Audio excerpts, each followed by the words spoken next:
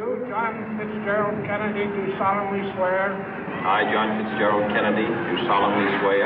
That you will faithfully execute the office of President of the United States. That I will faithfully execute the office of President of the United States. And will, to the best of your ability. And will, to the best of my ability. Preserve, protect, and defend the Constitution of the United States. Preserve, protect, and defend the Constitution of the United States. So help you God. So help me God.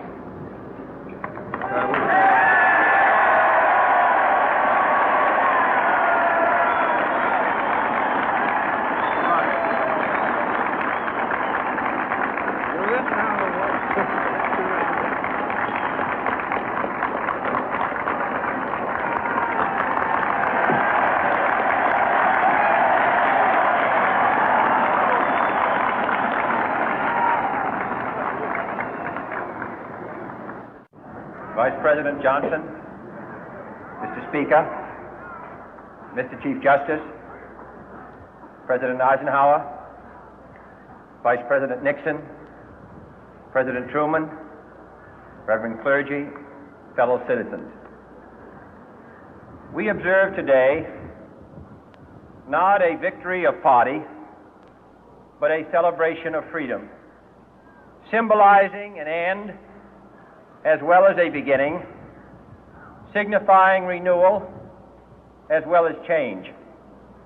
For I have sworn before you and Almighty God the same solemn oath our forebears prescribed nearly a century and 3/4 ago. The world is very different now, for man holds in his mortal hands the power to abolish all forms of human poverty and all forms of human life. And yet the same revolutionary beliefs for which our forebears fought are still at issue around the globe. The belief that the rights of man come not from the generosity of the state, but from the hand of God. We dare not forget today that we are the heirs of that first revolution. Let the word go forth from this time and place to friend and foe alike that the torch has been passed to a new generation of Americans born in this century, tempered by war, disciplined by a hard and bitter peace, proud of our ancient heritage, and unwilling to witness or permit the slow undoing of those human rights to which this nation has always been committed and to which we are committed today at home and around the world.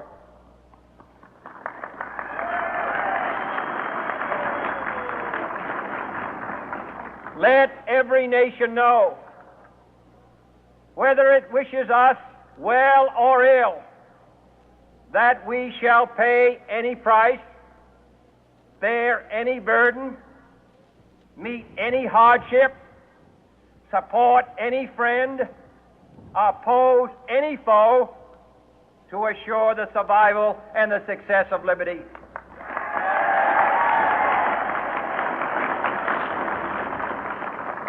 This much we pledge and more. To those old allies whose cultural and spiritual origins we share, we pledge the loyalty of faithful friends. United, there is little we cannot do in a host of cooperative ventures. Divided, there is little we can do, for we dare not meet a powerful challenge at odds and split asunder. To those new states whom we welcome to the ranks of the free, we pledge our word that one form of colonial control shall not have passed away merely to be replaced by a far more iron tyranny. We shall not always expect to find them supporting our view, but we shall always hope to find them strongly supporting their own freedom, and to remember that in the past, those who foolishly sought power by riding the back of the tiger ended up inside.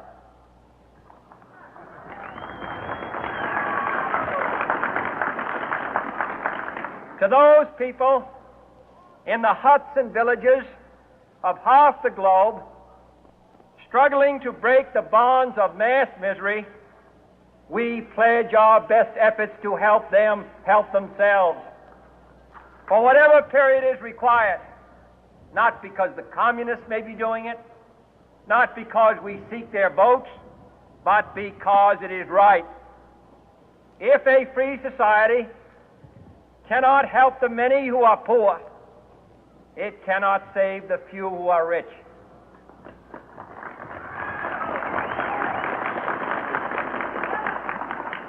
To our sister republics south of our border, we offer a special pledge to convert our good words into good deeds, in a new alliance for progress, to assist free men and free governments in casting off the chains of poverty. But this peaceful revolution of hope cannot become the prey of hostile powers. Let all our neighbors know that we shall join with them to oppose aggression or subversion anywhere in the Americas. And let every other power know that this hemisphere intends to remain the master of its own house.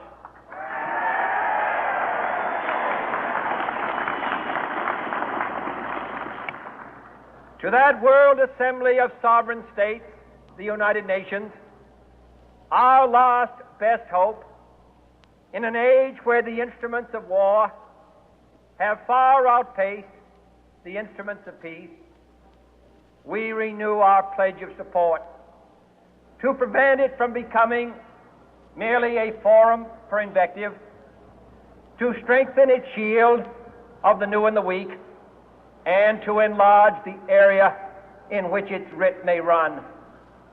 Finally, to those nations who would make themselves our adversary, we offer not a pledge, but a request that both sides begin anew the quest for peace. Before the dark powers of destruction, unleashed by science, engulf all humanity in planned or accidental self-destruction, we dare not tempt them with weakness, for only when our arms are sufficient beyond doubt can we be certain beyond doubt that they will never be employed. But neither can two great and powerful groups of nations take comfort from our present course, both sides overburdened by the cost of modern weapons, both rightly alarmed by the steady spread of the deadly atom, yet both racing to alter that uncertain balance of terror that stays the hand of mankind's final war. So let us begin anew, remembering on both sides that civility is not a sign of weakness, and sincerity is always subject to proof. Let us never negotiate out of fear, but let us never fear to negotiate.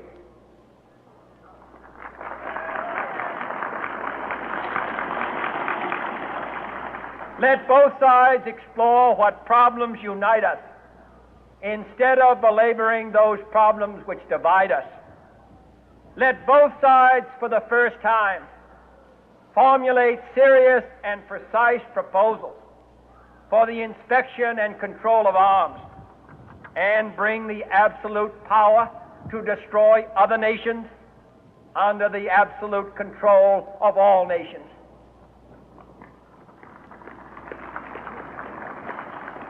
Let both sides seek to invoke the wonders of science instead of its terrors.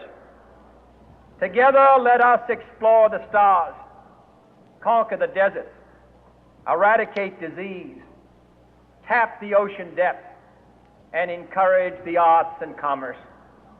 Let both sides unite to heed in all corners of the earth the command of Isaiah to undo the heavy burden and let the oppressed go free.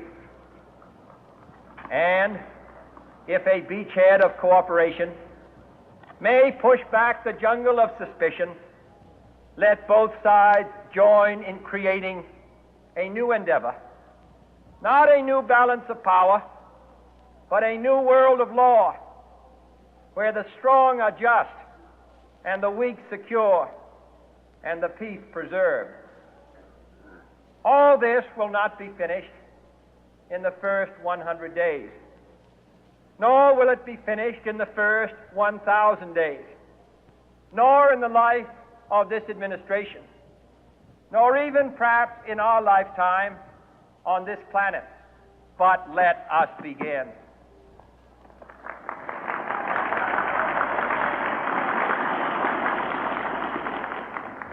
In your hands, my fellow citizens, more than mine, will rest the final success or failure of our course. Since this country was founded, each generation of Americans has been summoned to give testimony to its national loyalty. The graves of young Americans who answered the call to service surround the globe. Now the trumpet summons us again, not as a call to bear arms, though arms we need, not as a call to battle, though in battle we are, but a call to bear the burden of a long twilight struggle, year in and year out, rejoicing in hope, patient in tribulation, a struggle against the common enemies of man, tyranny, poverty, disease, and war itself. Can we forge against these enemies a grand and global alliance, north and south, east and west, that can assure a more fruitful life for all mankind? Will you join in that historic effort?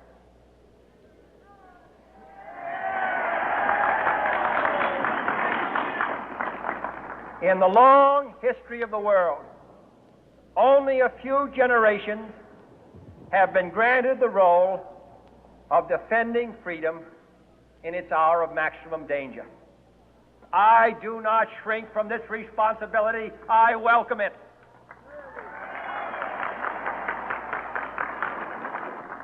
I do not believe that any of us would exchange places with any other people or any other generation. The energy, the faith, the devotion which we bring to this endeavor will light our country and all who serve it. And the glow from that fire can truly light the world. And so, my fellow Americans, ask not what your country can do for you, ask what you can do for your country.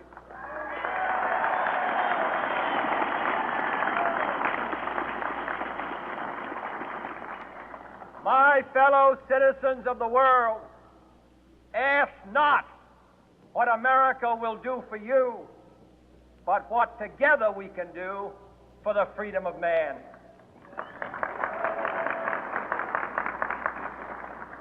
Finally, whether you are citizens of America or citizens of the world, ask of us here the same high standards of strength and sacrifice which we ask of you. With a good conscience, our only sure reward, with history the final judge of our deeds, let us go forth to lead the land we love, asking His blessing and His help, but knowing that here on earth God's work must truly be our own.